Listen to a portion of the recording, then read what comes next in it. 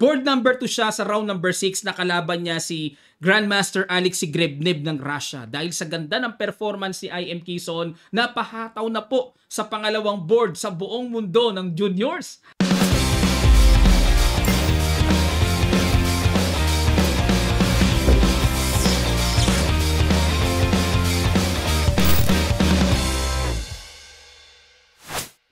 Hello po sa inyong lahat mga kamatsas. Ngayon naman i-analyze natin ang naging laro ng ating kababayang candidate Grandmaster Daniel Quezon. Board number 2 siya sa round number 6 na kalaban niya si Grandmaster Alexei Grebnev ng Russia. Dahil sa ganda ng performance ni IM Quezon, napahataw na po sa pangalawang board sa buong mundo ng juniors. Kaya matinding laban ito. Sa end part po, refresh ko kayo sa kanilang standing after round number 6. Ang ginawa ni GM Grebnev nag D4, Knight F6 si Denden, C4, G6 at itinira niya ang paborito niyang King's Indian. Bishop E2, ayan nagpasakali muna si GM kung tawagin ay Averbach. Ayun, Castle pero nag-Bishop E3. Medyo kakaiba kasi ang Averbach po yung nagbi-Bishop G5 dumidiretso pag nag-Bishop E2. Okay, nag-Bishop E3, C5, ayun, nag-Benoni setup naman ang ating pambato at sacrifice yung pawn kung tutuusin, di ba? Pero nag-push D5 lang dito si GM. Bakit po?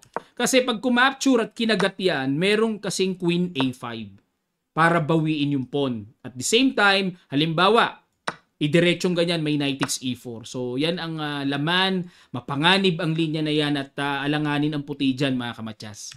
Okay? Ang gagawin nilang dito, Bishop D2, then Queen takes C5. Sa madaling sabi, alam ni IM din ang ginagawa niya sa C5 na yan at alam din naman ni GM ang tamang approach D5. Pagtibayin lang ang sentro and nag-E6. Okay, dahil Benoni nga po ang setup, kailangan magbawas sa sentro, nag-Bishop G4. Ang idea niyan, kakapturin yung Knight, then Knight BD7 and Knight E5 later on. Pero nag-Knight D2 si GM, alam niya rin, ano? Capture, nag-Rook E8, nag-Castle, and nag-A6. Ayan, para magpupush B5, magkaroon ng magandang play sa queen side. Nag-A4, good move pa rin. B6. Okay, ito pong B6 ay interesting para mapigilan yung A5 push na makokontrol ng puti ang B6 square. Kaya nag-B6 dyan. At nag-H3, Knight BD7, Rook FE1, Queen C7, Bishop F4. Ayan, medyo may binabalak dito ang puti na tipong aatras tapos F4, then E5 later on. Yan ang mga diskarte dyan. Knight H5, binulabog kagad ni Denden at nag-Bishop E3. Yan ang novelty. Kasi ayon sa naitala sa huling laban, Bishop H2 ang ginawa dito. Okay? O, pero dito tayo ngayon sa new move. Nag-Knight E5 na bad movean si Denden. Dapat daw po ang tira ay Bishop D4. Medyo kakaiba at mahirap maisip, no? On the spot, mahirap yan. Kakaiba eh. Biruin nyo, isusugod ba naman yan? Parang wala pa naman dating. Pero yan ang gusto ng computer engine. O, balik tayo sa Knight E5. G4, Knight F6, meron na palang gano'n, no? May mga pang pataboy. Queen D3 na dito, kung mapapansin nyo po, napaka-massive. Halos space advantage ang puti. Nag-C4. Ayan, kailangan talagang gumawa ng paraan si IM Denden na makagulo-gulo. Otherwise, nako, pipilipiting parang sawa ang posisyon. Knight takes C4 at nag-Knight C5.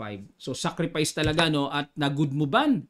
Kasi po dito, kung hindi ka capturein yung Knight, halimbawa, iiwas lang, may simple Knight F takes E4. Bawi na yung isang pawn, tagpas na, bungi na ang sentro, napakalakas pa ng diagonal bishop. Delikado ang puti dyan. Kaya dito talagang puwersadong capturein yan. Capture King G2. Yun nga lang ang compensation po dito ni IM Denden ay at least wala nang pangtapat sa fianchetto King's Indian bishop. Yan ang mapanganib dyan. Nag-Rook AC8, Knight D2, and nag-Queen B4, tiniret ang pawn. Nag-Rook A2, tiyaga munang depensa, and nag-Knight D7. So kahit na one pawn down dito, pero tingnan nyo po yung mga paparating na activities na gagawin ng black, napakamakulay para sa akin. Compensated. Kinapture, mahilig manginain ng pawn, sa inisiden din, kinapture na rin. At nag-Queen B5. Ayan, pinuwersa na ni GM dito na makipag-queen to queen. Nakaturo pa sana ito. Talagang puwersadong capturein. takes, and knight f6. Yun nga lang, pag knight f6, garantisadong mababawi na ni Denden ang isang pawn. Bakit po? Ito kasi threat knight takes d5. Ano ang paraan para ma-maintain ng puti ang extra pawn? Wala na. Pero, ang ganda pa rin ng ginawa ni GM. Natumbukan niya pa rin ang tira ng computer engine. Grabe ang Rook F1 na yan. Talagang pamigay na yan po na yan. Rook E1 balik. Talagang accurate computer engine. Takes, capture, and the Rook A4. Pero good move pa rin ang ginawa ni IM Denden. Capture, ayun po mga kamatsas. At dito nag-agreed draw sila. Agreed draw kasi ang gagawin dyan ay simple capture, rook takes d5 and rook e7. So lalagyan ng boundary ang king, and pag nag-rook takes b5, magki-king f3 na lang. So lamang ng isang pawn ang block dito, pero dahil naka-boundary nga po yung black king, hindi maka-activate, tabla pa rin yan. Yun nga lang naalala ko si Magnus sa mga ganitong sandali, mga ganitong portion, na kahit equal of pawns pa, di ba? Nilalaro nilalaban No, yan ang kapangyarihan ni Magnus na dapat ma-adapt ng mga players. Kasi equal nga yung pawns, nilalaban pa lalo na ito kapag lamang ng isang pawn pa. Baka ikot-ikutan, yun nga lang ang hirap ng skill na ginagawa ni Magnus. Talagang napaka-advanced talaga sa endgame yung kanyang application. Napakahirap gawin, pwede ka ring matalo pagka paalangan-alangan ang gagawin mo. Grabe ka, Magnus! Ito po ang kanilang standing after round number 6.